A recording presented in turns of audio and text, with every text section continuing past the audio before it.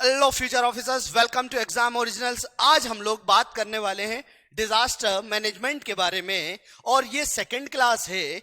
कल की क्लास का ही ये कंटिन्यूएशन है। आज की क्लास में आप लोग मेरे से जानेंगे कि इंडिया में डिजास्टर से रिलेटेड किस तरह के ऑपरेशंस चल रहे हैं। यहां पर लाइट ऑफ इसलिए रखी हुई है ताकि आपको क्लियरली विजिबल हो। कुछ चीजें मैं आप लोगों को डायरेक्टली पीडीएफ के थ्रू बताने वाला हूं, जो कि मेरे हैंड रिटन नोट से थोड़ा बहुत 3-4 स्लाइड्स में बताऊंगा, so that it will be visible to you. That's why I will take. So moving towards this class, आज हम लोग बात करेंगे भाई इंडिया में क्या क्या है। फिर कई सारे, जैसे सुनामी आता है तो सुनामी से कैसे डील करना है, और मैं आप लोगों को स्पेसिफिकली क्या बताऊंगा, कुछ डेटा बताऊंगा। जैसे सुनामी रिलेटेड क्वेश्चन आया, so you must know at least one data 1 to 2 data कि भाई इंडिया में सुनामी की कंडीशन क्या है, फ्लड का क्या है, राइट। अर्थक्वेक आ रहा है तो अर्थक्वेक कितने इंटेंसिटी से आता है। फिर डेटा आपको मालूम होना चाहिए, उसके साथ साथ गवर्नमेंट ने रिसेंट में क्या करा। उसके अलावा बीच का जो मसाला होता है वो तो तुम लोग डाल दोगे 101%। यू ऑल ऑफ यू सब लोग डाल सकते हो। लेकिन आज जो हम बात करें डिजास्टर मैनेजमेंट के बारे में, इसमें हम लोग चर्चा करेंगे कि भाई इंडिया में कंडीशन क्या है। बहुत इजी है, ठीक है, और इसको आप आसानी से समझ भी पाएंगे। आपको हो सकता है ये बहुत क्लियरली विजिबल ना हो, इसीलिए मैंने ये फाइल आप लोगों को कल भी पहले ही सेंड कर दी है, ठीक है। अगर विजिबल नहीं है so don't worry, I am going to explain you everything. क्या होता है मैं सब कुछ लिख के भी बताऊंगा, डोंट वरी। देखिए, पोस्ट इंडिपेंडेंस इंडिया की हम लोग बात करते हैं। Post independence India, right. Post independence India की बात करते हैं तो आप लोग जानते हैं कि उस टाइम पे programmes like the green revolution took place. Green revolution जानते हैं, इस टाइम पे प्रोग्राम्स लाइक ग्रीन रेवोल्यूशन, ठीक है, क्यों आए थे? क्योंकि हमारे इंडिया की कंडीशन बहुत खराब थी। So India was facing hunger crisis. Hunger crisis, hunger crisis. अब ये क्यों लाए गए थे? क्योंकि भाई हमारे इंडिया में हंगर क्राइसिस थी। नॉट ओनली दैट, पूरा भारत फेस कर रहा था पॉवर्टी, माल न्यूट्रिशन, ड्राउट, अनएम्प्लॉयमेंट, मतलब जो भी साइलेंट किलर्स हो सकते हैं हमारे पूरे भारत देश में। And whole country was facing not only because of these problems but also because of, specifically ध्यान से सुनिएगा, इंडिया ने 3 बड़े बड़े वॉर देखे। पाकिस्तान के साथ युद्ध, चाइना के साथ युद्ध, पाकिस्तान के साथ 2 नहीं 3 युद्ध। मतलब आप सोचिए, इतने इंटेंसिवली हम लोग पैरालाइज्ड हो चुके थे। भारत देश के पास पैसा नहीं था, भारत देश के पास खाना नहीं था, और जब भारत के पास खाना नहीं था तो हम लोगों ने यूएसए से PL-480 बुलवाया और उसको खाया। मतलब आप सोचिए कि हम लोगों ने सबसे घटिया, मतलब PL-480 जो था अमेरिका में जानवरों को दिया जाता है, वो हमें मिला, बट ओके, हमें एटलीस्ट मिला, that is was important, right. तो इंडिया की कंडीशन बहुत खराब थी। अब गवर्नमेंट ने कहा कि भाई डिजास्टर से हमें डील करना पड़ेगा, ठीक है, डिजास्टर से कैसे भी करके हमें डील करना पड़ेगा। और इंडिया में डिजास्टर का मतलब ये नहीं है कि सिर्फ natural disaster, there are an number of man made disasters, देयर आर conditions like drought, situations like flood, you will witness n number of different situations। तो इसीलिए वर्ल्ड लेवल पे क्या हुआ, वर्ल्ड लेवल पे लोगों को समझ में भी आने लगा, इंडिया की कंडीशंस भी देखने को पता चलने लगा। तो व्हाट हैपेंड इन 1994 एक समिट होती है जापान में। समिट होती है कहां पर जी? जापान में। और जापान, ये आपको याद रखना पड़ेगा, ये समिट कहां पर हुई थी? योकोहामा करके सिटी है,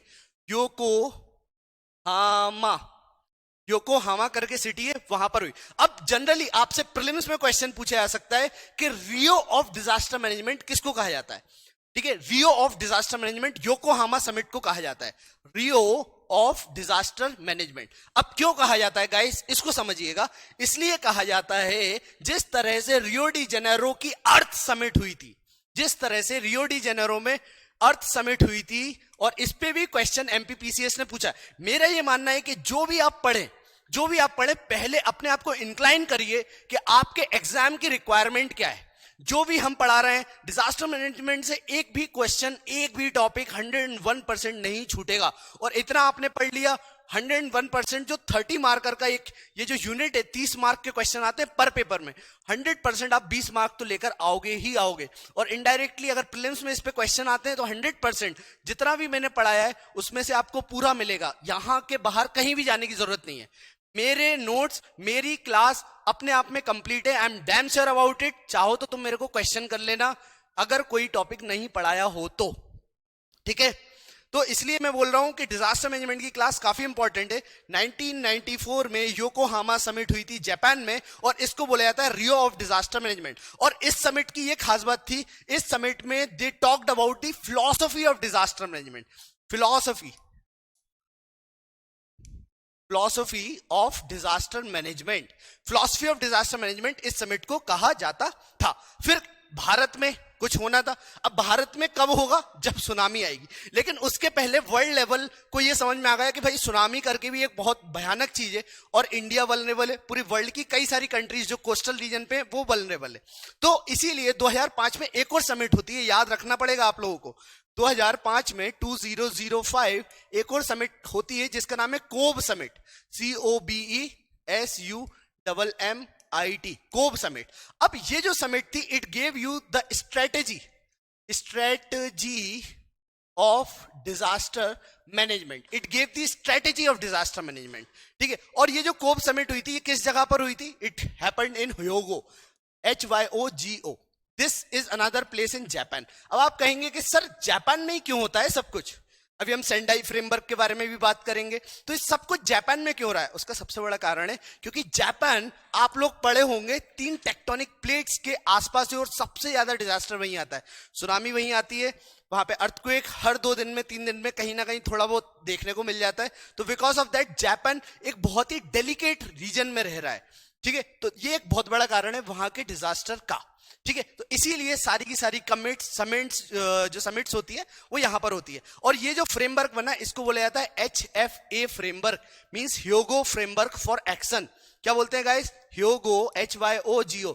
तुम लोगों को लग रहा होगा कि ये सोने का टाइम है, ठीक है। कई बच्चे हैं जो सोच रहे होंगे चलो सो लेते हैं, दिन भर से क्लास चली। भाई देखो, आपको क्लास में लाइव रहना बहुत जरूरी है, क्योंकि आप टीचर से कनेक्ट करते हो। If you are not live in the class, no, it means like तुम कंफर्ट जोन में रह रहे हो, ठीक है। सबका अपना लाइफ होता है। हम भी अपना टाइम, खाने का टाइम हम लोग छोड़ के हम लोग यहाँ पे काम करते हैं। लिटरली 3:30-4 बजे के बाद हम लोगों का खाना होता है। और ये फैक्ट वाली बात है, यहाँ पे 10:30 बजे तक आना होता है। मैं तो काफी दूर रहता हूँ, यहाँ से 20 किलोमीटर दूर रहता हूँ स्टूडियो से, राइट। तो देखो, लाइफ में अपने को कंफर्ट जोन से कभी ना कभी तो बाहर निकलना ही पड़ेगा। अगर आप कंफर्ट जोन में चल रहे हैं ना, it means it is very dangerous, ठीक है। खैर, मूविंग फॉरवर्ड गाइस, देखो जो मैं बता रहा हूं इसको थोड़ा ध्यान से सुनिएगा। अब ये ह्योगो कॉन्फ्रेंस के बारे में हमने बात करी। अब एमपीपीसीएस में क्वेश्चन कैसे आएंगे? Which among the following are related with disaster management. तो वहां पर हो सकता है रियो डी जेनेरो लिख दें, या ह्योगो कॉन्फ्रेंस लिख दें, या फुकुशिमा डिजास्टर मतलब फुकुशिमा कॉन्फ्रेंस लिख दें, या फिर सेंडाई फ्रेमवर्क लिख दें। तो इस तरह से वो क्वेश्चन पूछेंगे। और यही नहीं, 2016 में 2016 में एक फिर से कॉन्फ्रेंस ऑर्गेनाइज हुई which talked about the disaster management, उसका नाम है Sendai framework, SENDAI, Sendai framework, ठीक है। तो कई सारे जो गैप्स रह गए थे ह्योगो में, वो सेंडाई फ्रेमवर्क में लाए गए। अब आप कहेंगे कि सर इसके अंदर क्या हुआ, वो भी बताइए। So guys, it is not important for you seeing the need of the examination. ये आपके लिए इतना इंपॉर्टेंट नहीं है कि आप इसके अंदर में क्या क्या बोला गया था वो इंपॉर्टेंट, वो भी पढ़ें, क्योंकि देखो कभी पूछा ही नहीं जाएगा। इसीलिए मैं यही बोलूंगा कि देखो ह्योगो कॉन्फ्रेंस याद रखो। अब आप कहेंगे कि सर ये कॉन्फ्रेंस होती क्या है? तो इट इज एक्चुअली चाय पे चर्चा। भाई सब लोग आएंगे, वर्ल्ड के प्रीमियर्स आएंगे, और सारे के सारे मिलेंगे, एंजॉय करेंगे, चिल करेंगे, चाय पियेंगे, नाश्ता पानी करेंगे, और थोड़ी बहुत चर्चा करेंगे कि हमको आने वाले समय में किस तरह से डिजास्टर से डील करना है। I hope you get this point. Okay. Now, moving forward, guys, Bharat में, अब भारत में भी तो कुछ होना है। वर्षा समझ में आ रहा है? वर्षा एंड मेघना, भारत में भी तो कुछ होना है। तो मूविंग फॉरवर्ड 1999 में भारत को भी समझ में आ गया कि कुछ तो करना पड़ेगा। तो एक जेसी पंत साहब थे, जनरली ये हाई पावर्ड कमेटी थी, और इसको हेड करते senior bureaucrats, specially chief secretary, secretariats, या फिर जो सेक्रेटरी है डिजास्टर मैनेजमेंट से डील कर रहे हैं। तो जेसी पंत करके कमेटी, जेसी पंत, PANT, ये अपने आंसर में भी लिख सकते हो। 1999 में जेसी पंत की हाई पावर्ड कमेटी बनी थी, हाई पावर्ड कमेटी। अब आप कहेंगे हाई पावर्ड कमेटी क्यों? क्योंकि ये वो कमेटी है जो कि अगर डिसीजन देगी तो उसको मान्य या वैध रखा जाएगा। मतलब यहां पे सिर्फ सुना ही नहीं जाएगा, उन चीजों को इंप्लीमेंट भी करा जाएगा, क्योंकि ये माई बाप हैं अभी उस समय के। और ये कमेटी बहुत इंपॉर्टेंट है सबके लिए, पूरे डिपार्टमेंट के लिए, पूरे भारत देश के लिए। इसीलिए 1999 में जेसी पंत की हाई पावर्ड कमेटी बनी और उन्होंने इवैल्यूएट करा इंडिया के डिजास्टर वल्नरेबिलिटी को, और उन्होंने कई सारे रिकमेंडेशंस दिए। इंडिया की disaster vulnerability means India is vulnerable to how many disasters? Almost जितने भी वर्ल्ड के डिजास्टर हैं, इंडिया इज वल्नरेबल। ड्राउट हो, चाहे फ्लड हो, चाहे अर्थक्वेक हो, चाहे वॉल्केनो हो, चाहे सुनामी हो, चाहे आप मैन मेड डिजास्टर्स देख लो, बायोलॉजिकल डिजास्टर देख लो, सारे में इंडिया वल्नरेबल है। ठीक है, तो इन्होंने बोला कि भाई इंडिया आने वाले समय में 30 से ज्यादा 30+ डिजास्टर झेल सकता है, ये आपको याद रखना पड़ेगा। India is vulnerable to it. और इन्होंने रिकमेंडेशन दी, और इनकी जितनी भी रिकमेंडेशन थी ना, याद रखिएगा, ये 2005 के 2005 के एनडीएमए एक्ट में बाध्य या मानी गई। एनडीएमए एक्ट क्या बोलता है? It is national disaster management act. अब ये 2005 में ही क्यों आया? तो गाइस इसलिए आया क्योंकि अब पछतावा काहे होत जब चिड़िया चुग गई खेत। आप लोग जानते हैं 2004 में सुनामी आया था, 2004 सुनामी आया था। ठीक है, सुनामी में कई सारे लोग सो गए थे, राइट? मतलब कई लोगों की डेथ हो गई थी। तब भारत को समझ में आया, तब गवर्नमेंट को समझ में आया, और तब गवर्नमेंट ने 2005 में नेशनल डिजास्टर मैनेजमेंट एक्ट पास करा, और उस एक्ट में कई सारी चीजें बताई कि भाई किस तरह से हमें डील करना है। अब क्या बातें बताई, ये इंपॉर्टेंट इसलिए है क्योंकि ये एक मात्र अपने आप में एक कमेटी है जो कि बहुत इंपॉर्टेंट है, और इसने जो रिकमेंडेशंस दिए वो नेशनल डिजास्टर मैनेजमेंट एक्ट के तहत बाध्य रखे गए या माने गए। तो इन्होंने क्या बताया? दे टोल्ड दैट, क्या है बोला इन्होंने, कि डेथ विथ इंस्टीट्यूट, मतलब they dealt with institutional setup, responsibility and funding mechanism to deal with disaster. अब कई बार क्या होता है, भारत में डिजास्टर हो गया, अब सब एक दूसरे का मुंह देख रहे हैं, डिपार्टमेंट से एक दूसरे का मुंह देख रहे हैं कि भाई करना क्या है, हमारे पास पैसा है ही नहीं, पैसा कैसे लेकर आएंगे, पैसा कहां से लाएंगे। सीएम देख रहा है प्रधानमंत्री को, प्रधानमंत्री देख रहा है बेटा भाई ये तेरे स्टेट में हुआ है, तू देख ले।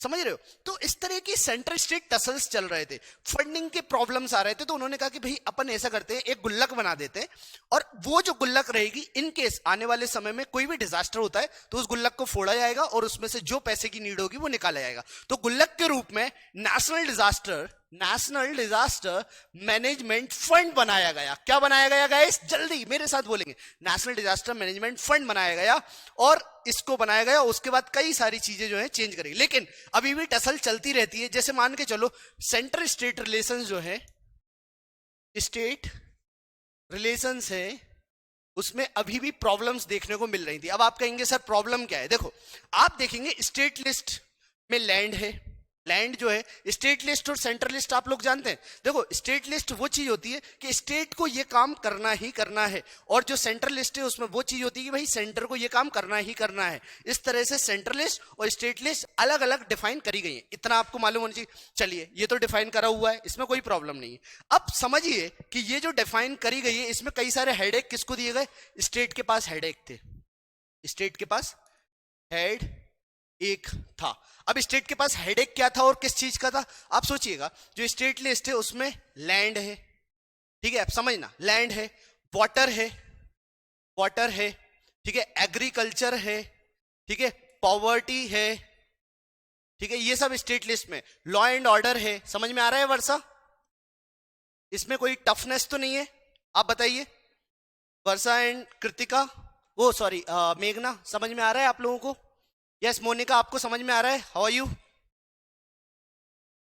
ना इसी मैंने बंद कर रखी है, ठीक है, ये आपको समझ में आया? तो हो क्या रहा है कि मेरे को थोड़ा समझ, ठीक है। So what I am telling guys, centre और स्टेट में टसल हो रहा था।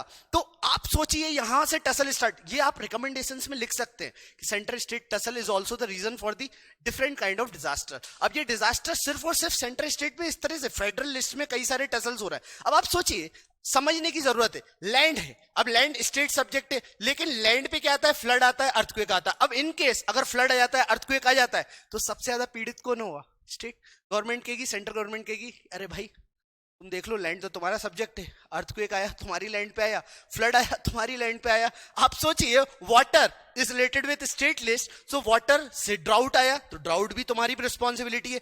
Agriculture related with state subject, drought भी अगेन योर रिस्पॉन्सिबिलिटी। पॉवर्टी भाई स्टेट सब्जेक्ट है तो आपको डील करना है, तो mitigation, migration, everything takes place, law and order. मतलब आप सोचिए मैक्सिमम जो बर्डन था वो स्टेट पे दिया गया, तो ये एक प्रॉब्लम थी। अब इसको धीरे धीरे फिर सुलझाया भी गया। देखिए समझिए, understanding is very important, right. जब भी आप कोई सब्जेक्ट पढ़ते हैं, मेरा ऐसा मानना है कि आप प्लीज हमेशा अंडरस्टैंडिंग के साथ पढ़ा करिए, ठीक है। अगर अंडरस्टैंडिंग डेवलप कर लेंगे ना तो आप जीवन में कहीं पर भी फेल नहीं होंगे। आप इंटरव्यू में अपने आंसर्स को ऑथेंटिसिटी के साथ दे सकते हैं। जैसे ये मैंने पॉइंट्स बताए, it is very easy for me कि मैं आपको 4 ऑर्गेनाइजेशन के नाम बताऊं, भैया ये ऑर्गेनाइजेशन की डेथ नहीं, डेट ऑफ बर्थ क्या है, फिर इस ऑर्गेनाइजेशन का मेन पॉइंट क्या है, मेन काम क्या है, मैं इतना सा बता सकता हूँ। वो मेरे लिए बहुत इजी टास्क है। लेकिन मैं ये नोट्स क्यों लिखता हूँ या क्यों भेज रहा हूँ या क्यों पढ़ा रहा हूँ इस तरह से, ताकि मैं आप में चाहता हूं कि भाई एक अंडरस्टैंडिंग डेवलप करो, not only in the disaster management. मैं यही कहूंगा कि हिस्ट्री भी अगर आप पढ़ते हैं तो उसको आप एक स्टोरी फॉर्मेट में पढ़िए। उससे आप ये सीखिए कि इस राजा ने ये गलत करा, अगर ये गलत करा तो हमें भी, अगर हम भी तो राजा ही बनेंगे, हम भी तो एक एडमिनिस्ट्रेटर बनेंगे, तो हमें भी किस तरह के डिसीजन लेना चाहिए। क्यों हम अकबर को सबसे ज्यादा महान मानते हैं, क्यों हम द ग्रेट अलेक्जेंडर बोलते हैं, क्यों हम औरंगजेब को बहुत बड़ा रूलर नहीं मानते, डिस्पाइट ऑफ यू सी इतना बड़ा राजमहल उन्होंने बनाया। अंडरस्टैंडिंग के साथ पढ़ोगे, लाइफ में कभी फेल नहीं होगे। अंडरस्टैंडिंग नहीं डेवलप करोगे, रट्टू तोता हो जाएगा भाई, तोते उड़ जाएंगे एग्जाम में, लिटरली बोल रहा हूं, आप एग्जाम में लिख भी नहीं पाएंगे। अंडरस्टैंडिंग डेवलप्ड है, फटाफट क्वेश्चन आएगा, आपके पास कुछ ना कुछ तो होगा और तुम फटाफट 100% से मैं बोल रहा हूं कि आप लोग इंट्रोडक्शन बहुत आराम से लिख लेंगे, कंक्लूजन अपने आराम से बहुत आराम से लिख लेंगे, और एक क्रिटिकल एनालिसिस या वे फॉरवर्ड आप काफी अच्छे से दे पाएंगे, right. I hope you are getting this points guys. Okay, now moving forward guys, देखिए तो हमारे कॉन्स्टिट्यूशन में भी क्या इसके बारे में लिखा हुआ है, तो हमारे संविधान में भी डिजास्टर मैनेजमेंट के बारे में कहीं भी नहीं लिखा गया है, बिल्कुल नहीं लिखा गया है। तो even our constitution don't mention about the floods, क्योंकि जब संविधान बनाया गया था तब हमने सोचा ही नहीं था, इसके बारे में कहीं नहीं लिखा हुआ है। तो ये अपन को प्रॉब्लम में लिखना है कि भाई पोस्ट इंडिपेंडेंस के पहले या प्री इंडिपेंडेंस, जैसे हमें, हाँ पोस्ट इंडिपेंडेंस के बाद हमारे संविधान बनाया गया था, तो उसमें एक फॉल्ट था। अगर आपसे पूछा जाए कि सर संविधान में क्या क्या फॉल्ट थे स्टार्टिंग में, जो अभी अभी अमेंडमेंट एक्ट के तहत ठीक है पूरे कर दिए गए, और इतने सारे अमेंडमेंट हो चुके हैं, 100 से ज्यादा अमेंडमेंट हो चुके हैं, होने नहीं चाहिए थे, ये फेलियर होता है। लेकिन एक ऑर्गेनिक कॉन्स्टिट्यूशन है, समय के साथ एक अच्छी चीज है कि बदल रहा है, ठीक है। तो पॉलिटी की क्लास में आप लोग पढ़ भी रहे हैं ये सारी चीजें, तो मैं आप लोगों को यही सजेस्ट करूंगा गाइस कि अपना क्रिटिकल एनालिसिस हमेशा तैयार करके रखो, जिससे आपकी अंडरस्टैंडिंग बढ़े। तो हमारे संविधान में फ्लड की कहीं पर भी बात नहीं करी गई है, हमारे संविधान में कहीं पर भी ड्राउट की या फिर साइक्लोन की, किसी भी चीज की बात नहीं करी गई है। And this is our glaring poor side, ये सबसे ज्यादा ग्लेयरिंग पुअर साइड रही है, और आज भी आप देख सकते हैं भारत पॉवर्टी और डिस्पैरिटी से जूझ रहा है, ठीक है। Issues not only about the disaster जब आता है तो उसके साथ कई सारी चीजें डायरेक्टली और इनडायरेक्टली कोरिलेटेड होती है। For example land, water, agriculture, poverty, unemployment, law and order, ये सारे के सारे स्टेट लिस्ट में। लेकिन ये सारे के सारे अब स्टेट लिस्ट में, तो जितने भी डिजास्टर है वो सिर्फ और सिर्फ किसका हमातापच्ची हो गई, स्टेट की, सिर्फ और सिर्फ किसकी मातापच्ची हो गई, स्टेट का हेडेक हो गया, स्टेट का हेडेक हो गया ना, ये स्टेट का हेडेक हो गया, राइट। अब सॉल्यूशन क्या है, तो देखो इसके लिए गवर्नमेंट हर साल, हर 3 साल में, I think, I don't know perfectly, या 3 या 4 साल में एक एडमिनिस्ट्रेटिव रिफॉर्म कमीशन बनता है। क्या बनता है guys, administrative reform commission, administrative reform commission बनाया जाता है, और उसने बार बार बोला है that there is a need of change in working culture या working structure, because states in federal unit has resource constraints. क्योंकि देखो स्टेट के पास पैसा होता है क्या, सेंटर के पास बहुत पैसा होता है, तभी बंदा चाहता है कि हाँ भाई सेंट्रल गवर्नमेंट की जॉब में जाना चाहिए। बोलते हैं सारे लोग, आप भी आईएएस बनना चाहेंगे, यूपीएससी से बनेंगे ना तो आपकी औकात बहुत बड़ी है। आप जाइएगा यूपीएससी की लवासना में और आप भोपाल के नरोना एकेडमी में जाइएगा, बहुत डिफरेंस देखने को मिलेगा। यूपीएससी की लवासना की बात ही अलग होगी, ठीक है। आपकी ट्रेनिंग पे 1 करोड़ से ऊपर सरकार खर्च करती है, और यहाँ पे नरोना में मुश्किल से 1 लाख भी खर्च हो जाए ना, बहुत बड़ी बात है, राइट। तो ये सारी चीजें मैं बुराई नहीं कर रहा हूं, बट रियलिटी बता रहा हूं। स्टेट क्योंकि पुअर होते हैं ना, स्टेट में देखो उनको जीतना है कैसे भी करके। अब ये पॉलिटिकल पार्ट हो जाएगा, that's why I am not encroaching to that portion, but I am telling you, right. So this is how you need to remember. अब ये मैंने एक फ्रेमवर्क आप लोगों को बताया, और कल की क्लास में भी मैंने इनके बारे में बात करी थी। Now moving on to the disaster management वाला टॉपिक, ठीक है। डिजास्टर को कैसे मैनेज करना है अब हम इस टॉपिक में देखेंगे।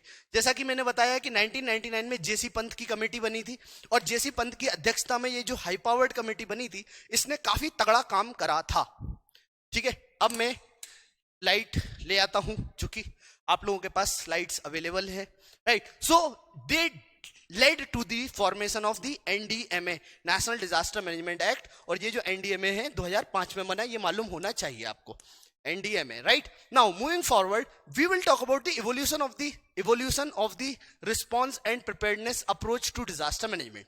अब इसके लिए आप लोग जानते हैं, कल भी हमने इस पे चर्चा करी थी कि international decade for national disaster, international decade for natural disaster reduction करके त्योहार को सेलिब्रेट करा गया, दैट टू फॉर 10 years, 1999 से 2000 को। तो ये डिकेड माना गया, ये आपको याद रखना, 1999 नहीं, 1990 से 2000, right.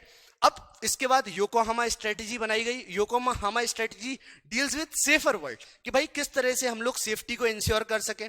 Plan of action for safer world लाया गया 1996 में, जो कि कहां पर हेड करा गया, इस्तांबुल में। नॉट ओनली दैट, जेसी कार्ला कमेटी बनी, जो कि हाई पावर्ड कमेटी थी डिजास्टर मैनेजमेंट को लेकर। जेसी पंत कमेटी थी, उसके बारे में भी बताया मैंने। फिर डिजास्टर मैनेजमेंट एक्ट लाया गया 2005 में, और फिर एक अथॉरिटी बनाई गई। और ये जो अथॉरिटी है, it was the highest body. क्या है गाइस? वो हाईएस्ट बॉडी है, highest body on disaster management, इतना याद रखना है, जो कि 2005 में स्टैब्लिश करा गया। Now how has been this change approach put into effect. अब ये जो चेंज अप्रोच हमने बताया, इससे क्या क्या चेंजेस देखने को मिले। इससे इंस्टीट्यूशंस बने। हमेशा याद रखिएगा, इंस्टीट्यूशंस का होना बहुत ज्यादा जरूरी है। अगर इंस्टीट्यूशन नहीं होंगे, हर चीज आप देखेंगे, वाटर से रिलेटेड वाटर का मंत्रालय, मिनिस्ट्री ऑफ वाटर होता है, ठीक है। आप नोटिस करेंगे कि पुलिस से related home department, right, education से रिलेटेड HRD। मतलब आप सोचिए, अलग अलग इंस्टीट्यूशंस होना। जैसे हम लोग भी अगर यहाँ पे काम करते हैं, तो English medium I am watching, Hindi medium वेले sir is watching, management whole management और क्या बोलते हैं, Dushyant sir is watching, right. तो सबने अपने अपने काम ले लिए, तो अपन उस काम में हम लोग हस्तक्षेप नहीं करते। सिमिलरली इंस्टीट्यूशंस का बनना बहुत इंपॉर्टेंट है, right. Then proclaiming policy is very important, legal framework होना बहुत इंपॉर्टेंट है। Mainstreaming mitigations into the developmental process, मतलब किसी भी तरीके से जो भी मिटिगेट करना है, उसको हम मिटिगेट करने के बाद डेवलपमेंट को आगे बढ़ाना है। जैसे ग्रीन रेवोल्यूशन क्या है, इसका एक एग्जाम्पल है कि भाई हमारे पास फूड का शॉर्टेज हुआ, तो हमने ग्रीन रेवोल्यूशन लेकर आया, और ग्रीन रेवोल्यूशन के चलते हमने काफी कुछ चेंजेस लेकर आए पूरे भारत देश पे। आई hope you get this point guys, ठीक है। अब आगे बढ़े। सो नेक्स्ट चीज जो इन्होंने बताया, ये सब जो इंस्टीट्यूशनल सेटअप हुआ, उसके बाद फंडिंग प्रॉपर हो गई, कि भाई फंडिंग, जैसे मैंने बताया ना, गुल्लक बन गई। गुल्लक वेब सीरीज भी अच्छी है, गुल्लक। और वो गुल्लक वेब सीरीज पूरे भोपाल में उसकी शूटिंग हुई है, आप लोग देख लीजिएगा, राइट। अगर आपको भोपाल देखना है तो देख सकते हैं। Then specific schemes addressing mitigations, कई सारी गवर्नमेंट ने स्कीम्स चालू करी जो कि मिटिगेट करने लगी, किसको, डिजास्टर्स को। Then not only this, preparedness measures, समझ में आ रहा है वर्षा एंड मोनिका, ठीक है। प्रिपेयर्डनेस मेजर्स लाए गए, कैपेसिटी बिल्डिंग पे फोकस करा गया, कि भाई किस तरह से लोगों को, कैपेसिटी बिल्डिंग मींस व्हाट, मैंने आपको डिजास्टर मैनेजमेंट के बारे में बताया। I am going to talk about more than 20 disasters in coming classes, and I am also going to tell you कि भाई गवर्नमेंट क्या कर रही है, गवर्नमेंट को क्या और करना चाहिए, वे फॉरवर्ड क्या है। अगर किसी बिल्डिंग में आग लग जाती है, तो उसको हम रेस्क्यू ऑपरेशंस किस तरह से चला सकते हैं। अगर कहीं पर सुनामी आता है, तो सुनामी के टाइम पे किस तरह से डील करना है, कौन सी अथॉरिटी है, कौन से टोल फ्री नंबर, मतलब इस तरह से आपको मालूम होना चाहिए। सो दिस इज व्हाट, ये क्या है, ये कैपेसिटी बिल्डिंग है। क्या ये चीज आपके घर वालों को मालूम है? क्या ये चीज आपके पड़ोस में लोगों को मालूम है, बच्चों को मालूम है? नहीं मालूम है, right. Because this is something which we call as the capacity building. और जो प्रैक्टिकली जैसे पुलिस होती है, तो उनकी ट्रेनिंग होती है, नेशनल डिजास्टर रिस्पांस फोर्स होती है, उनकी ट्रेनिंग होती है, तो उसको हम बोलते हैं कैपेसिटी बिल्डिंग। तो इस पे गवर्नमेंट ने फोकस करा। Not only that, human resource development, कि भाई इंसान को पहले के ये माना जा रहा था कि they will not able to cope up with the disaster, but इसमें ये बोला गया कि human resources are very important, human should be taken care of. इंसान को हमें कैपेसिटी बिल्डिंग देनी है और इंसान के लिए रिसोर्सेज को डेवलप करना है। Not only that, community participation, ये सबसे इंपॉर्टेंट है। इस बार इस पे 11 नंबर का क्वेश्चन आएगा, लिख के ले लीजिए। Community participation, this is very important guys. Community participation नहीं रहेगा तो किस तरह से काम करेगा body? So community participation played a very key role, very important role. I hope you are getting it. Yes, Monica, Varsa, and everyone, Meghna also, right? So community participation की बात यहां पर करी गई, ठीक है। अब हम बात करते हैं डिजास्टर मैनेजमेंट साइकिल के बारे में। तो देखो, डिजास्टर का जो मैनेजमेंट है, जो रिलेटेड साइकिल है, अब एक होता है प्री डिजास्टर रिस्क रिडक्शन। जैसे मैं आपसे बोलूं कि आप इस बार प्रीलिम्स पहली बार देने वाले हैं, तो आप उसके लिए पढ़ रहे हैं, एग्जाम ओरिजिनल आए। क्यों आए? क्योंकि आपको मालूम था कि मैं अकेले घर में बैठ के तैयारी नहीं कर सकता या कर सकता। आपको मालूम है कि अमन सर वहां पे ज्योग्राफी पढ़ाते हैं, तो अच्छा पढ़ाते हैं, तो हम उनसे पढ़ लेते हैं। तो may be he will give guidance, will give some amount of money, minute money, क्योंकि हमारी सैलरी का बहुत बहुत बहुत, एक महीने की सैलरी का बहुत छोटा सा पार्ट है।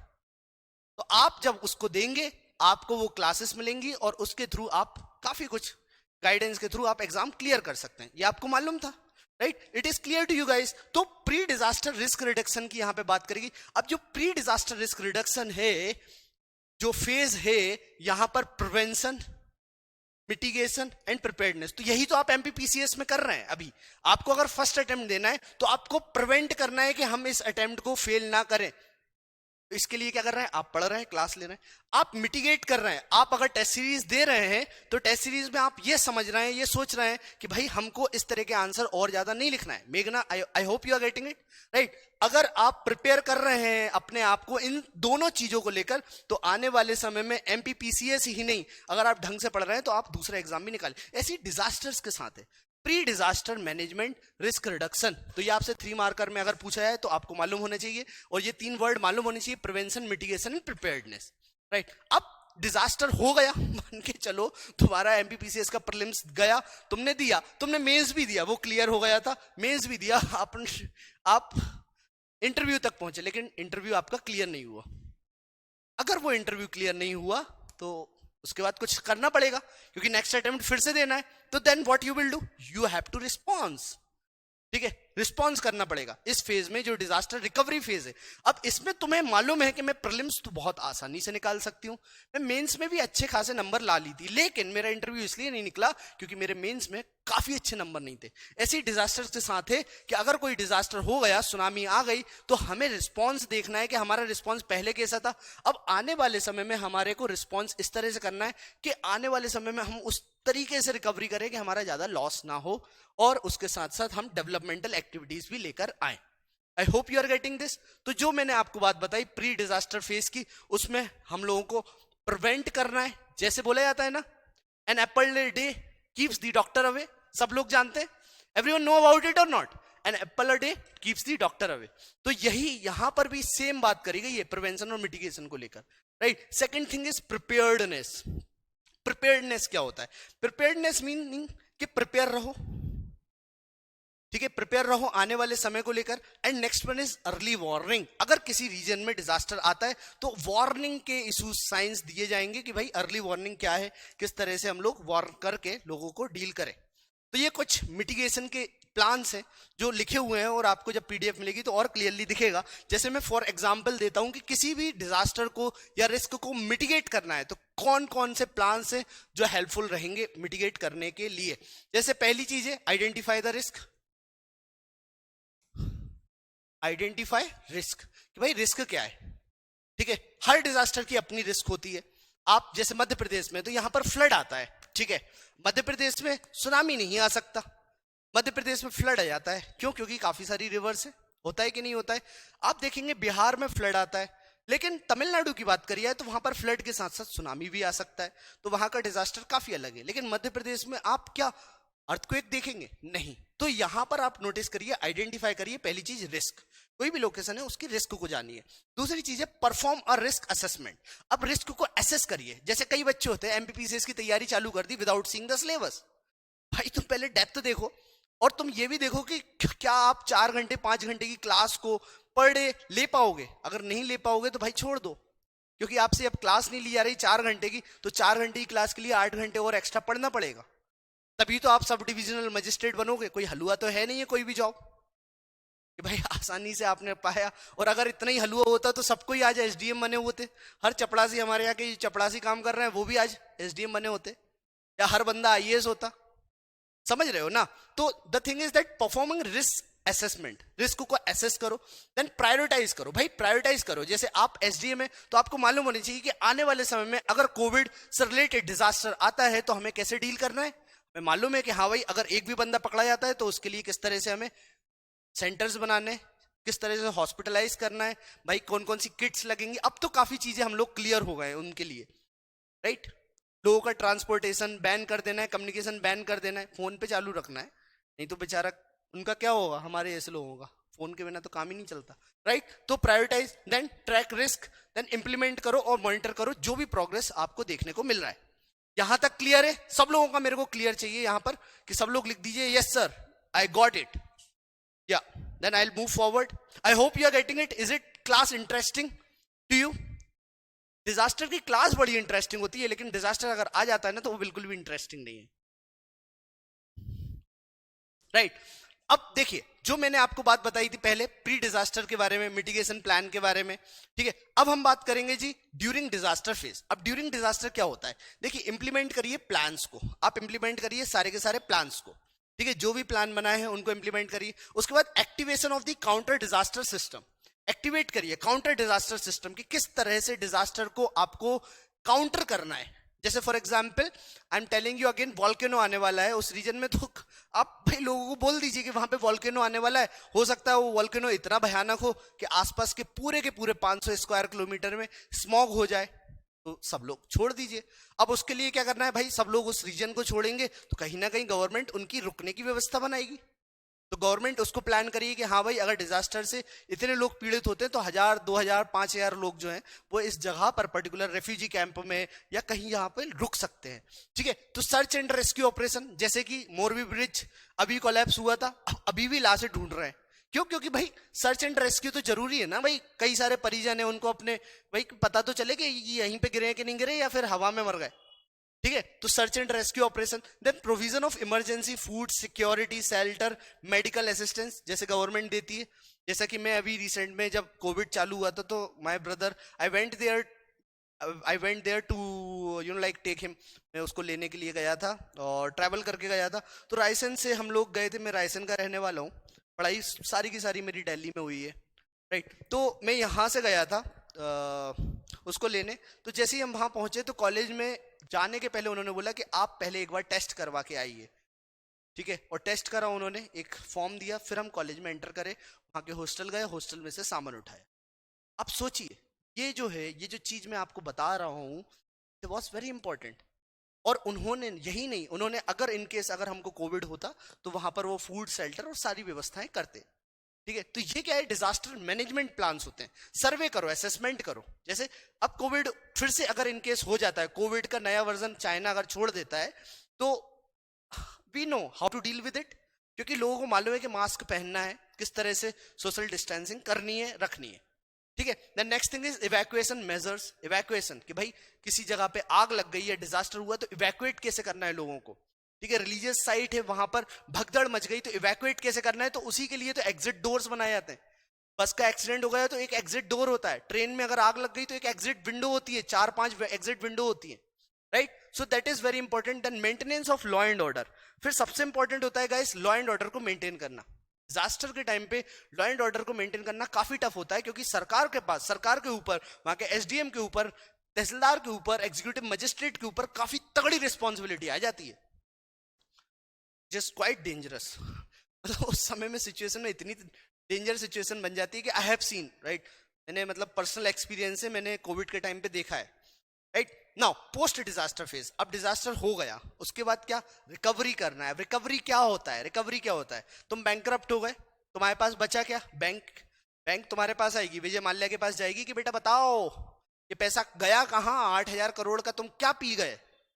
विजय माल्या बोलेगा कुछ नहीं बचा, बस ये 4-5 ये प्लेन खड़े हुए हैं किंगफिशर एयरलाइंस के, ये खंडर हो रहे हैं, देख लो जाके इनकी अगर मोटरें चालू है, टरबाइन चालू है, रिकवरी कर लो। बैंक गया, उन्होंने देखा कह रहे ये तो मुश्किल से 10 करोड़ के हैं, ये तो 8,000 करोड़ पी गया। ये रिकवरी करना, इसको बोलते हैं recovery. So return to good health after an illness, recovery वही होता है, रिकवरी करो भाई, किस तरह से रिकवरी करना है डिफिकल्ट पीरियड ऑफ टाइम से।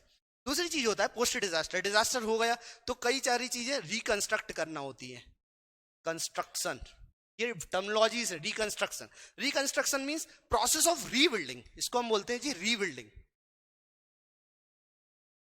Rebuilding, right. रिपेयरिंग, हम इसको बोलेंगे रिपेयरिंग। रिपेयरिंग, रीबिल्डिंग करो, रिपेयर करो, रीस्टोर करो, रीस्टोर करो, रीस्टोर करो, रिपेयर करो, रीबिल्ड करो, रीस्टोर करो। The next thing is development. Development guys, development. Development का मतलब क्या होता है? रिड्यूस। ऐसा डेवलपमेंट करो, फॉर एग्जांपल कि अभी डिजास्टर हुआ, कई सारी बिल्डिंग्स अर्थक्वेक के कारण गिर गई, फिर गवर्नमेंट ने समझ में आया कि हाँ भाई अब आने वाले समय में जो भी बिल्डिंग्स बनेंगी वो इतनी बढ़िया बनेंगी कि 7 डिग्री, 8 डिग्री, 9 डिग्री तक का मैग्नीट्यूड का अर्थक्वेक वो झेल सके। या जिस रीजन में फ्लड आया तो उस रीजन में गवर्नमेंट अब आने वाले समय में रिकंस्ट्रक्शन कुछ इस तरह से करेगी कि जो मकान रहेंगे वो हवा में रहेंगे। ऐसे नहीं कि हवा में बद्दल पे तैर रहे हैं, बट लकड़ी वाले मकान होते हैं, वो थोड़े ऊपर होते हैं, पानी के जस्ट ऊपर होते हैं, उनका लेवल हाइट जो है थोड़ी इंक्रीज करके रखी जाए। या फिर जो कैचमेंट एरिया होता है रिवर का, उस जगह पर लोग एंक्रोच ना करें, अर्बन स्प्रॉलिंग को रोका जाए, कॉन्क्रीट जंगल्स को रोका जाए। समझ पा रहे हैं? दिल्ली में क्यों इमारतें बन रही है? क्योंकि लोग ज्यादा है, रहने को जगह कम है, इसलिए एक के ऊपर एक, एक के ऊपर एक, एक के ऊपर एक लोग चढ़े हुए रह रहे हैं। तो वर्टिकल मतलब लोग इस तरह से जैसे दिल्ली में रह रहे हैं वैसे ही सब जगह रहनी चाहिए। हमारे यहाँ क्या है, अर्बन स्प्रॉलिंग इतनी ज्यादा हो रही है, एवरीवन वांट विला। मतलब हम लोगों ने भी अभी रिसेंट में घर खरीदा तो वी वांट कि हमें जमीन पे मिले, फ्लैट नहीं चाहिए, इंडिपेंडेंस चाहिए, हमारी 4 व्हीलर सामने खड़ी होनी चाहिए गेट के बाहर। तो इस तरह से सब कोई चाहते हैं, तो डेवलपमेंट पे, रिकवरी पे, रिकंस्ट्रक्शन पे उसके बाद फोकस करा जाए। अब स्ट्रक्चर क्या है डिजास्टर मैनेजमेंट का? देखो स्ट्रक्चर, हर चीज हमारे यहाँ हायरार्की बेस्ड चलती है। जैसे सेंट्रल गवर्नमेंट का अपना स्ट्रक्चर है, स्टेट गवर्नमेंट का है, फिर आप लोग जानते हैं metropolitan district level and then local level. तो सब लोग अपने लेवल पे काम करते हैं, और डिजास्टर में तो ये चारों के चारों इफेक्टेड होते हैं। अब सेंटर का काम क्या है? फंड देना। स्टेट का काम है उन फंड का इस्तेमाल करना। डिस्ट्रिक्ट और लोकल लेवल पे लोग काम करते हैं, कम्युनिटी पार्टिसिपेशन सब कुछ लोकल और डिस्ट्रिक्ट लेवल पे होती है। सो this is how it works. और डिजास्टर मैनेजमेंट की आप साइकिल देख सकते हैं। अगर इन केस किसी भी जगह पर डिजास्टर आता है, जैसे देखिए डिजास्टर आया, अब डिजास्टर आया तो उसको क्या करोगे? तुम्हारी लाइफ में डिजास्टर आ गया, प्रीलिम्स क्लियर नहीं हुआ, तो तुम रिस्पॉन्स करोगे। क्या करोगे? रिस्पॉन्स करोगे। तुम अमन सर को फोन कर लोगे, पहले सर को फोन कर लोगे और तुम कहोगे कि सर देखो ऐसा है कि इस बार का प्रीलिम्स में हमारे सिर्फ मात्र 30-35 क्वेश्चन ही सही हुए, तो हमें आगे क्या करना है? तो अमन सर विल टेल यू कि देखो ऐसा नोट्स बनाओ, इस तरह से आप पढ़ना चालू करो, चिल्ड रहो, कूल रहो, अपने आप को शांत रखो, मेडिटेट करो ताकि दिमाग को शांत रखा जाए। हो सकता है अपनी एक ऐसी हॉबी बना लो, माउथ ऑर्गन प्ले करना सीख लो, ताकि तुम अपने आप को थोड़ा सा समय दे सको, राइट? क्योंकि उससे क्या होता है, म्यूजिक इंस्ट्रूमेंट से आप कंसंट्रेशन पावर को बढ़ा पाते हैं। तो आप कहोगे रिस्पॉन्स करोगे। अब रिस्पॉन्स करा, रिस्पॉन्स के बाद आपको रिकवरी करनी है गाइस, रिकवरी, और रिकवरी के बाद मिटिगेट करना है, और मिटिगेट के बाद प्रिपेयर होना है फिर से, ताकि फिर से कोई डिजास्टर नहीं आए, और अगर आता है डिजास्टर, नेचुरल डिजास्टर आता है, तो उसको हम डील कर सके। I hope you get this point. Any doubt till here? Are you enjoying this class और not? Yes everyone, I want everyone. Yes yes या नहीं? कुछ और अच्छा धमाकेदार लिखो। Yes sir, we are understanding. ठीक है, अब देखिए डिजास्टर मैनेजमेंट एक्ट आया, और ये जो एक्ट आया 2005 में आया। अब इसमें क्या क्या बनाया गया, तो ये आपको मालूम होना चाहिए। एनडीएमए बनाया गया, नेशनल डिजास्टर मैनेजमेंट अथॉरिटी, उसके साथ साथ स्टेट डिजास्टर मैनेजमेंट अथॉरिटी बनाया गया, और डिस्ट्रिक्ट डिजास्टर मैनेजमेंट अथॉरिटी बनाया गया। अब आप लोगों को एक एक लाइन में मैं बताऊंगा कि नेशनल डिजास्टर मैनेजमेंट अथॉरिटी का मेन काम क्या है, स्टेट का क्या है, डिस्ट्रिक्ट का क्या है, और लोकल लेवल पे क्या काम है, राइट? सो गाइस समझिए आप, जो नेशनल डिजास्टर मैनेजमेंट अथॉरिटी बनाई गई थी वो क्या करी, वो ले डाउन करी policies on the disaster management. उन्होंने कहा कि भाई इस तरीके की कुछ कुछ पॉलिसीज होना चाहिए, और ये पॉलिसीज डिजास्टर को मैनेज करने के लिए काम करेंगी। अब ये पॉलिसीज जो रहेंगी क्या नेशनल लेवल पे होना चाहिए? हाँ जी, तो इन्होंने अप्रूव करा नेशनल लेवल का plan. So they approved national level plan, national plan.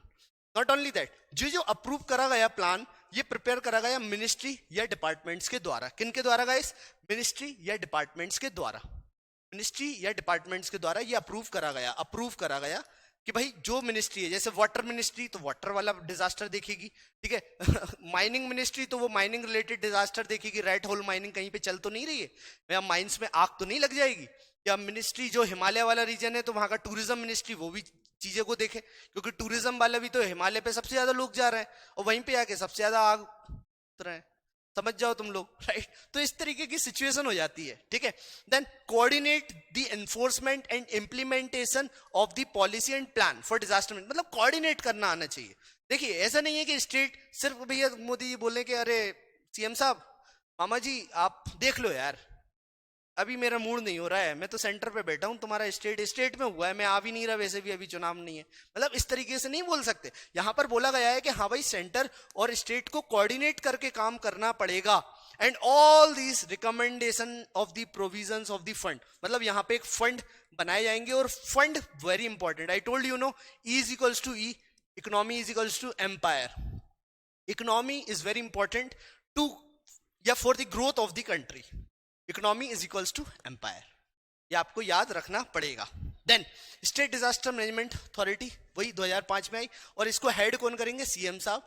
He is the chairperson of SDMA, ठीक है. हर स्टेट के पास एसडीएमए बनी हुई है, और शायद 2 स्टेट है, आई थिंक गुजरात, इसके पास कोई डिजास्टर मैनेजमेंट अथॉरिटी नहीं है, स्टेट डिजास्टर, क्योंकि इनकी खुद की गुजरात की पहले से ही बनी थी. गुजरात ने पहले ही बना लिया था, because Gujarat faced lot of disasters like drought as well as the flood as well as the earthquakes. Bhuj earthquake आप लोग याद करिए, ऐसे कई सारे अर्थक्वेक्स इन्होंने महसूस करे. ऐसी डिस्ट्रिक्ट लेवल पर है तो डिस्ट्रिक्ट अथॉरिटी है, it is responsible for what? Planning. और यहां पर आप लोग नेता होंगे, आप लोग हायर अथॉरिटी होंगे, IAS officer, he will play a very important role, key role. आप देखिए प्लानिंग, कोऑर्डिनेशन, ठीक है, implementation of disaster management, implement करना कि किस तरह से डिजास्टर को मैनेज करा जाना है. So that all comes under it. यहां तक क्लियर है? थोड़ा सा ब्रेक दूं मैं, तुम लोगों को समझ में आया कि नहीं आया बताइए. या you are enjoying? Great great great, everyone must enjoy. मेरा तो ये मानना है कि देखो मेरा क्लास को क्लास मत समझा करो, ये समझो कि एक तगड़ी वाली नेटफ्लिक्स की वेब सीरीज चल रही है. नामदेव ही उसका विलन है, नामदेव ही उसका हीरो है, और ये जो भी बकर कर रहा है कुछ ना कुछ तो काम की है जो हमारे लाइफ में कुछ ना कुछ बेड़ा पार कराएगी. बेड़ा गर्क नहीं, बेड़ा पार करवा देगी. ठीक है, मुझे पता नहीं क्यों क्लास लेने में ही मजा आता है. मैं बैठ जाता हूँ ना तो मुझे बोरियत सी लगती है. I am very lazy person. अगर आप लोग पर्सनली मेरे से मिलेंगे ना क्लास में, क्लास के बाहर, तो आप कहेंगे सर आप क्लास में तो बड़ा एंजॉय करते हो, यहाँ पे आप बात कर रहे हैं इस तरह से कि जैसे सो रहे हैं. मजा ही नहीं आता बात करने में, क्लास लेने में मजा आता है.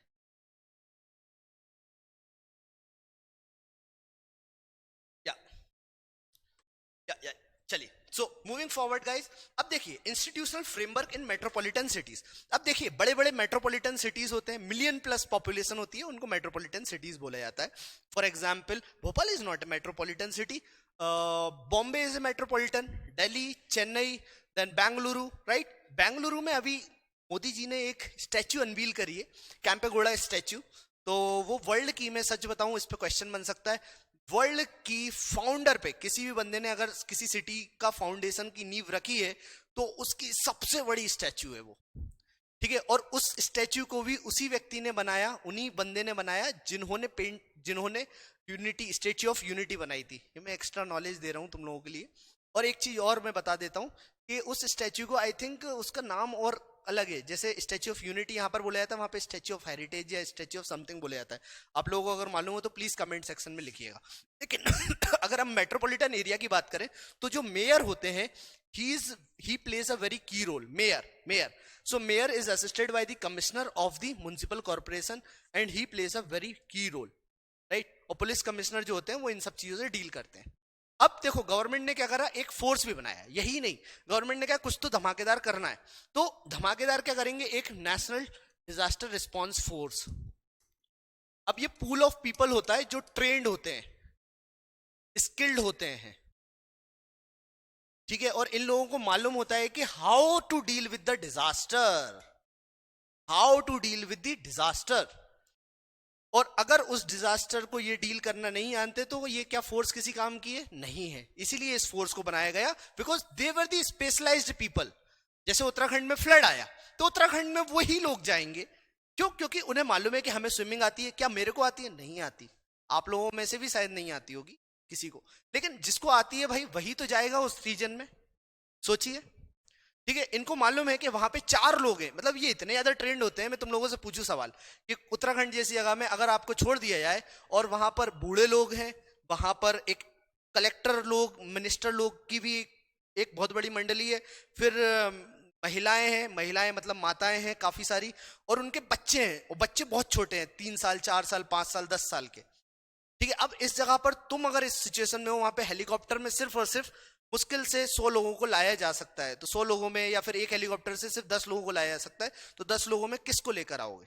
तुमसे ये सवाल पूछता हूं, चलो तुम बताओ, बताओ जरा। स्टैच्यू ऑफ प्रॉस्पेरिटी, शायद हो सकता है, प्रॉस्पेरिटी है क्या नहीं है आई डोंट नो। तुम किसको लेकर आओगे?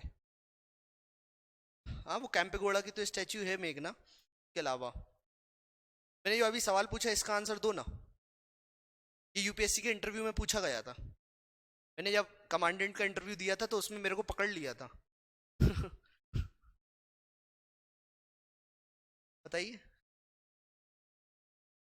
देखो, सिचुएशन के हिसाब से हम लेकर आएंगे, ठीक है। जैसे मान के चलिए कि नेताजी हैं, तो नेताजी को लाना इंपॉर्टेंट है because he plays a very important role. अगर मैं होता तो मैं तो नेताजी से ये बोलता कि देखो सर यहाँ पे रुको, आप अगर यहाँ पे रहेंगे तो मोरल बूस्ट करते रहेंगे लोगों का, क्योंकि लोग वैसे ही पीड़ित हैं, साइकोलॉजिकली डिजास्टर फेस कर रहे हैं, राइट। तो मैं ऐसी सिचुएशन में उससे बोलता कि भाई अपन लोग यहीं पे रुकते हैं। अगर मैं भी वहां पे डीएम होता तो मैं भी यहीं पे रुकता। लेकिन अगर मुझे लगता है कि हाँ भाई मैं बाहर जाके काफी काम करवा सकता हूँ, या हो सकता है कम्युनिकेशन ब्रेक होता है, तो मतलब सिचुएशन के अकॉर्डिंग फिर जो लोग काम के नहीं है, फॉर एग्जाम्पल कि हाँ हमें लगता है कि ये अभी रुक सकते हैं, इवन रेस्क्यू ऑपरेशन में काम करवा सकते हैं, जैसे यूथ है तो यूथ को आप रोक सकते हो ताकि वो लोगों की हेल्प करे, ठीक है। जो स्विमर्स हैं उनको रोक सकते हो ताकि वो लोगों को निकाल के ला सके। मतलब इस तरह से हमें डील करना होता है। महिलाएं और बच्चों को सबसे पहले निकालना है, because they are the most vulnerable. महिलाएं और बच्चों को निकालना इतना जरूरी है क्योंकि बच्चों का तो फ्यूचर ही खराब हो जाएगा, उन्हें तो मालूम ही नहीं है ना, वो तो वल्नरेबल है सबसे ज्यादा। महिलाएं भी अगर हो सकता है वल्नरेबल है, ठीक है, माताएं हैं तो वो भी क्या ही करेंगी, तो उनको निकाल दो सबसे पहले। तो इस तरह से सिचुएशन के अकॉर्डिंग डील करना पड़ेगा। लेकिन ये जो एनडीआरएफ है, इनको मालूम होता है कि किस सिचुएशन में किस तरह से डील करना है। What I am telling is that कि एनडीआरएफ पे आपसे क्वेश्चन पूछा जा सकता है 5 मार्क्स में, और वो पूछेंगे कि what is the main role of NDRF. तो this they provide specialised response for the rescue and relief, deployment in cases of the impending disasters, assistance to civil authority, ये सिविल अथॉरिटी को assistance provide करते हैं in distribution of relief material during and after the disaster. फिर ये coordinate करते हैं जी with other agencies also, right, engage करते हैं लोगों को। नॉट ओनली दैट, और भी कई सारे पॉइंट्स हैं इसके अंतर्गत। अब एनडीआरएफ तो 2005 में बन गया, लेकिन 2016 में फिर से नेशनल डिजास्टर मैनेजमेंट प्लान लाया गया, और इसमें इन्होंने और इंटेंसिवली पढ़ा, कई सारी कमिटीज बैठी, और उस कमिटी के बाद एनडीआरएफ प्लान बना। और इस प्लान में रिस्क को अंडरस्टैंड करना, इंटर एजेंसी कोऑर्डिनेशन, जो प्रॉब्लम आ रही थी उस पर वर्क करा। दे invested in DRR, right. DRR का फुल फॉर्म क्या है मेरे को अभी याद नहीं आ रहा है। हाँ, DRR disaster risk reduction, risk reduction, disaster risk reduction पे इन्होंने काम करा, right. Structural measures, investing in DRR, non structural measures also, मतलब कुछ स्ट्रक्चरल मेजर्स और नॉन स्ट्रक्चरल मेजर्स के बारे में इन्होंने बताया कि भाई जो स्ट्रक्चरली चेंज करे जा सकते हैं तो उस पर करिए। जैसे फॉर एग्जांपल एनडीआरएफ फोर्स बनी है, अब फोर्स को ये नहीं मालूम कि सुनामी से कैसे डील करना है, तो उसकी ट्रेनिंग दे दीजिए। या फोर्स को ये प्रॉब्लम है कि सर हमें जो खाना मिलता है, जो सुविधाएं मिलती हैं, सुख सुविधाएं मिलती हैं, वो सही नहीं है, या जो प्रोटेक्टिव गियर्स मिलते हैं वो मिलते ही नहीं है। हमें बोल दिया जाता है कि तुम्हें तो भैया उत्तराखंड जाना है, फ्लड से बचना है, तो ऐसे ही चले आओ बिना कपड़े में, जो तुम्हारे घर के कपड़े, समझ रहे हो। तो इस तरह, या फिर आपसे बोल देंगे भैया प्लेन से नहीं छोड़ेंगे, आप तो साइकिल से निकल पड़ो, अभी तो पहुंचोगे, जितनों को बचा सको बचा ले। मतलब सोचो, सिचुएशन के according structural and non structural measures पे काम करना है। Capacity development is very important for people. I hope you got till here, यहां तक क्लियर है। अब इसके बाद जो चीज मैं बताने वाला हूं, this is very important guys, very very very super important, ठीक है। And I am going to talk about the प्रधानमंत्री जी के 10 point agenda on disaster risk reduction. उसके बाद हम क्लास 5 मिनट में इसको खत्म कर देंगे, सिर्फ 2-5 मिनट और लगेगा। बिल्कुल सही बोल रहे हो मेघना, आप सिचुएशनल डिसीजन लोगे और वो सही बात भी है, ठीक है। चलिए तो हम स्टार्ट करेंगे इसके बारे में, काफी इंपॉर्टेंट है गाइस, 5 मिनट और लेंगे। देखिए डिजास्टर मैनेजमेंट का टॉपिक काफी इंपॉर्टेंट है मध्य प्रदेश प्रशासनिक सेवाओं में, और नॉट ओनली दैट, यूपीएससी कई सारे अलग अलग एग्जाम में इस पे क्वेश्चंस आते हैं। पीएम सर ने 2016 में 2016 में कुछ 10 पॉइंट एजेंडास दिए थे, that too on the conference of ministerial conference for disaster risk reduction. और इन्होंने बोला कि अगर हम इन चीजों को लागू करेंगे so it will be very helpful, very means highly helpful for a country, not only India but also at the world level. For example जैसे पहला इन्होंने पॉइंट दिया, आप सुनिएगा और इसको बिल्कुल दिमाग में इंप्रिंट कर लीजिए, ये वे फॉरवर्ड है आपके हर डिजास्टर मैनेजमेंट के आंसर के लिए। और अगर आप इंटरव्यू में कहीं बैठते हैं तो अगर इससे रिलेटेड कुछ पूछते हैं तो it is also very helpful. अब 10 पॉइंट एजेंडा का जो पहला पॉइंट है वो है all the developmental sectors must imbibe principles of disaster risk management.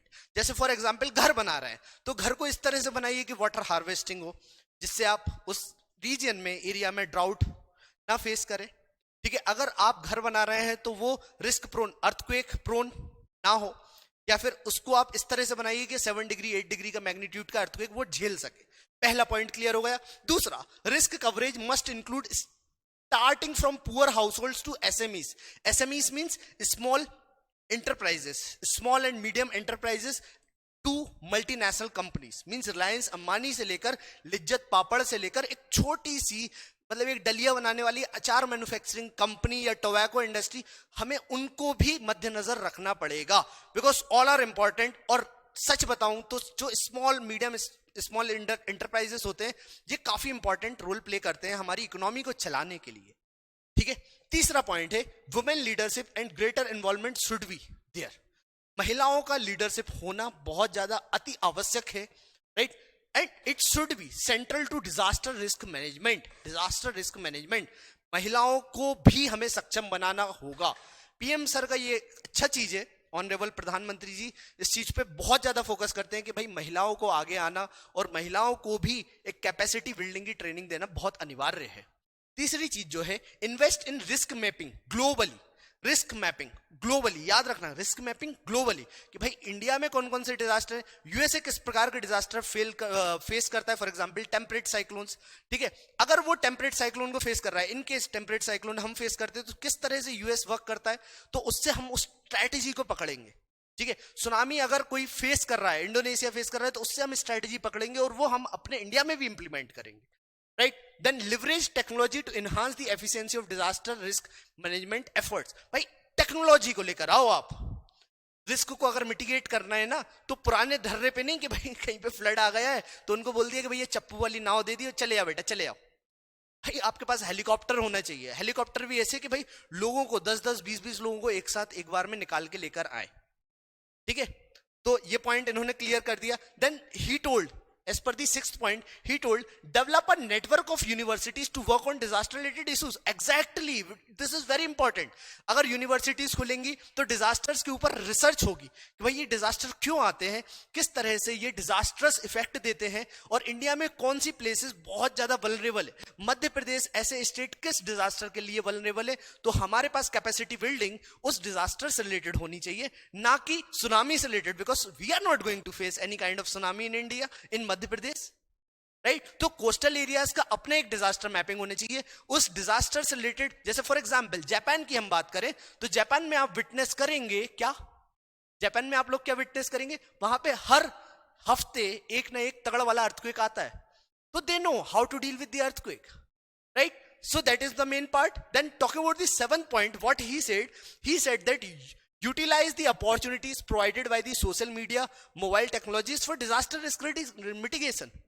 भाई मोबाइल कितना बड़ा एक बॉम्ब ब्लास्ट भी है, और बॉम्ब ब्लास्ट मतलब गलत खबरें 2 मिनट में फैल जाती हैं, किसी की भी वीडियो है डॉक्टर्ड हो जाए तो वो फट से फैल जाती है, जैसे दिव्य कीर्ति सर की फैली अभी रिसेंट में कि भाई वो एंटी हिंदू है।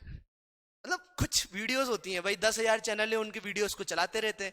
The thing is that guys, समझो आप कि भाई utilise the opportunities provided by the social media and mobilise technologies for disaster risk reduction. आप टेक्नोलॉजी का सही तरीके से यूज करो भाई, मोबाइल पे इंफॉर्मेशन लोगों तक पहुंच जाए। जैसे कि अभी SOS बटन एक बहुत अच्छा फीचर है, अगर आप लोगों को नहीं मालूम है तो आप 2 बार अगर पावर बटन 2 या 3 बार दबाओगे ना तो ऑटोमेटिकली पुलिस को फोन लग जाएगा किसी सिचुएशन में। तो रीजन जो आसपास का जो 100 पुलिस नंबर है ना, वहां पे पहुंच जाएगा और आपकी लोकेशन का पुलिस वालों को पता चल जाएगा यहाँ पे कुछ ना कुछ तो गड़बड़ है। आप लोग जानते हैं ना SOS, सर्च करिएगा। Then next point, 8th point is what, right, built on local capacity and initiative to enhance disaster risk reduction. कि बिल्ट ऑन लोकल कैपेसिटी, हमें लोकल लोगों को ये नहीं समझना है कि ये वल्नरेबल है, ये तो कुछ नहीं कर पाएंगे। भाई आप सोशल ऑडिट करिए उस रीजन का और लोगों को भी साथ में लेकर आइए, एकजुट करिए, एक साथ काम करिए। So this is also very important point. Then next one, 9th point जो बोलते हैं, make use of every opportunity to learn from the disaster. Disaster से हमें जैसे लाइफ में प्रीलिम्स नहीं निकल रहा है तो भाई उससे सीखो कि क्यों नहीं निकल रहा है।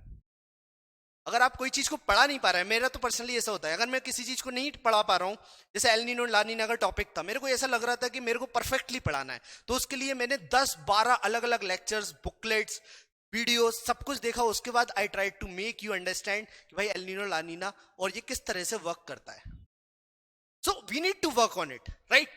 This is how PM sir also said. Then last one, bring out greater cohesion in different authorities of the, मतलब जो अलग अलग डिपार्टमेंट है वो एक साथ मिलके काम करें, वर्ल्ड लेवल की कम्युनिटी जो है वो एक साथ मिलके काम करें, and after this we may succeed in achieving your managing disasters, right? So that is all about disaster management, today's class. I hope you understood this portion very clearly.